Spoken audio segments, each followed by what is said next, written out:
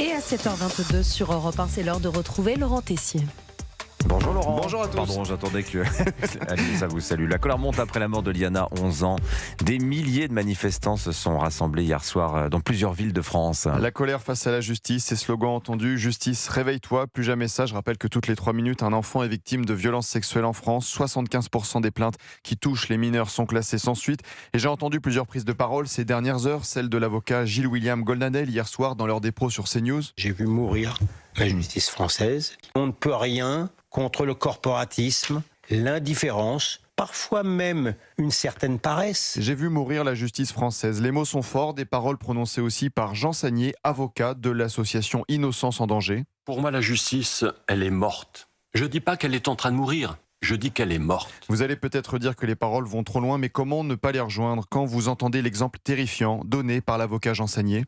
J'ai un papa dans le sud de la France qui a vu sur son téléphone que sa fille communiquait avec des adultes et qu'elle recevait des sexes en érection et qu'elle envoyait à 12 ans son propre sexe. Il va au commissariat de police. Il dénonce. On lui répond: monsieur, on n'a pas le temps d'enquêter. Alors ce père de famille a décidé d'enquêter lui-même. Comment croire aussi encore la parole de la classe politique quand on repense à ce que disait Emmanuel Macron dans une vidéo le 23 janvier 2021 sur les violences sexuelles faites aux enfants?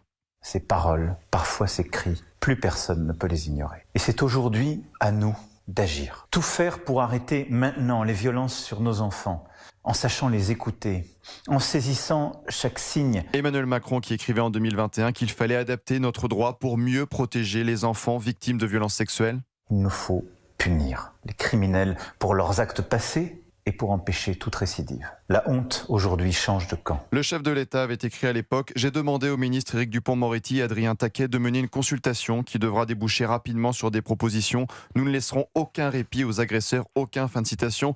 Il avait aussi lancé un appel aux victimes. Et à vous qui vous êtes libérés d'un fardeau que vous avez trop longtemps porté, à vous qui allez le faire et parfois hésiter, je veux juste vous dire, on est là, on vous écoute, on vous croit. Et vous ne serez plus jamais seul. On vous croit, vous ne serez plus jamais seul. C'est faux, je rappelle, 75% des plaintes qui touchent les mineurs sont classées sans suite. Il y a urgence à agir, car quand on ne croit plus en la justice, on se fait justice soi-même. Gérald Darmanin le craignait dimanche soir sur LCI. On peut comprendre que si la justice ne fait pas son travail, les Français feront justice eux-mêmes. Et en tant que ministre, c'est absolument ce que je dois éviter. C'est le défi des prochains jours et même des prochaines semaines. Merci Laurent Tessier. Votre édito chaque matin sur Europe 1 et l'après-midi 16h-18h avec Pascal Pro au standard. Anissa Dadi, le numéro. 01 80